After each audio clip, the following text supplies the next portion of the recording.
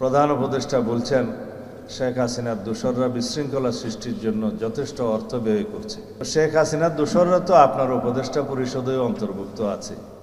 শেখ হাসিনার দোসররা প্রশাসনে আছে, সর্বোচ্চ পর্যায়ে আছে।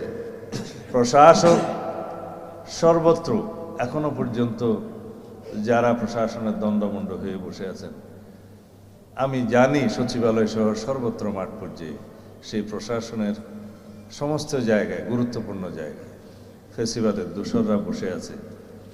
আপনি কিভাবে সফল হবেন জানি না। উচ্চ আদালত থেকে অধস্তন আদালত পর্যন্ত সর্বত্র যারা রাতের বেলা কোর্ট বসিয়ে আমাদেরকে গায়েবী মামলায় সাজা প্রদান করা হয়েছে, একজনও কি বাদ গিয়েছে? একজনেরও কি চাকরি গিয়েছে? একজনেরও কি জবাবদিহিতা নিশ্চিত করা গেছে? না। এনারা এত বেশি স্বাধীন হয়েছে। আমরা বিচার বিভাগের স্বাধীনতা নিশ্চিত করার জন্য অনেক কনস্টিটিউশন রিফরমেশনের প্রস্তাব আমরা দিয়েছি। আমি নিজে হ্যান্ডওভার করেছি দলের পক্ষ থেকে। সেদিনও আলাপ করেছিলাম যে এই বিচার বিভাগকে আমরা এত বেশি স্বাধীনতা দিচ্ছি, কিন্তু জবাবদিহিতার কোনো জায়গা রাখছি না। এই কারণেই বোধহয় অধস্তন আদালতের যে সমস্ত বিচারকরা নিশিরাতে আদালত বসিয়ে বিএনপি সহ বিরোধী দলীয় নেতা কর্মীদেরকে সাজা প্রদান করেছে। আমাকেও দিয়েছে একটা মামলায়, ওখানে আমি শিলং থাকার পরেও কোন কোন মামলায় যেন সাজাপ্রাপ্ত হয়েছে। যদি বাই চান্স দেশে এসে নির্বাচন করতে চাই, যাতে করতে না পারি, উদ্দেশ্য ছিল তাই। হাসিনার অধীনে নির্বাচন করে কে? তারপরেও বিএনপি সহ বিরোধী দলীয় নেতৃবৃন্দদেরকে সাজা নিশ্চিত করেছে। এই নিশিরাতের আদালত বসিয়ে তারা আজকে কোথায় আমরা জানি কে কোথায় আছে। কারো বিরুদ্ধে কি কোনো রকমের কোনো ব্যবস্থা গ্রহণ করা হয়েছে? হয় নাই। আওয়ামী লীগের যত নেতা কর্মী গণহত্যা এবং মানবতা বিরোধী অপরাধের দায়ে মামলায় গ্রেফতারকৃত হচ্ছে। শুনছি 550-র মতো, না 572 জন একটা সংখ্যা দেখলাম, সব জামিনে মুক্ত হয়ে গেছে। কারা দিচ্ছে সেই জামিন? ওই বিচারকরাই দিচ্ছে। আপনারা আওয়ামী লীগকে কোনো রাজনৈতিক কর্মসূচি করার জন্য রাজপথে নামতে দিবেন না, মানি, সমর্থন করি, কিন্তু এইভাবে আওয়ামী লীগকে আপনি কয়দিন রাজপথে পুলিশ দিয়ে ঠেকাবেন? আপনারা বলবেন আওয়ামী লীগকে নির্বাচনে আমরা চাই না, আওয়ামী লীগ এদেশে রাজনীতি করতে পারবে না, কিন্তু কি পদক্ষেপ নিচ্ছেন?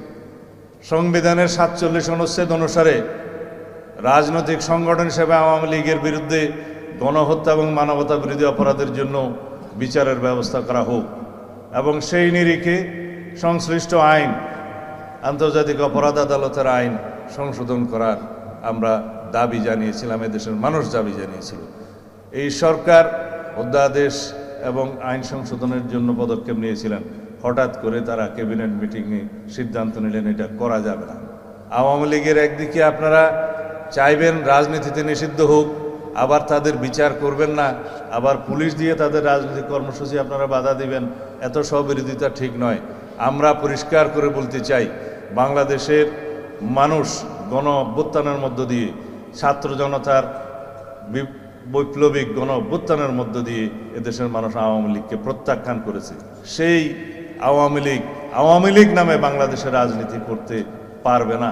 গণহত্যার এবং মানবতা বিরোধী অপরাধের জন্য রাজনৈতিক সংগঠন হিসেবে বিচার দাবি করছি। বিচারিক প্রক্রিয়ার মধ্য দিয়ে নির্ধারণ হোক বাংলাদেশে আওয়ামী লীগ রাজনীতি করতে পারবে কিনা, নির্বাচন করতে পারবে কিনা।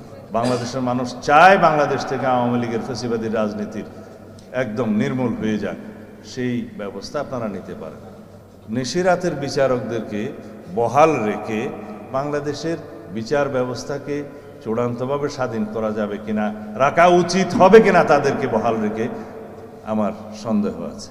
সরিষার মধ্যে ভূত রেখে কখনো মাননীয় প্রধান উপদেষ্টা আপনি সফল হতে পারবেন না। বিচার ব্যবস্থা হোক, প্রশাসন হোক, নির্বাচনী ব্যবস্থা হোক, সর্বত্র ফেসিবাদের দোসরদেরকে আপনাকে ক্লিন করতে হবে, পরিষ্কার করতে হবে।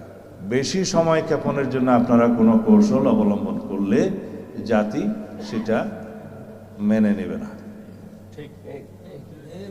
জনগণের সার্বভৌমত্ব প্রতিষ্ঠা করুন। প্রথমত জনগণের নির্বাচিত প্রতিনিধিদের মাধ্যমে সার্বভৌমত্বের বহিঃপ্রকাশ হবে সেই সার্বভৌম পার্লামেন্টে। সেখানে সকল ধরনের আলোচনা হবে। Yes.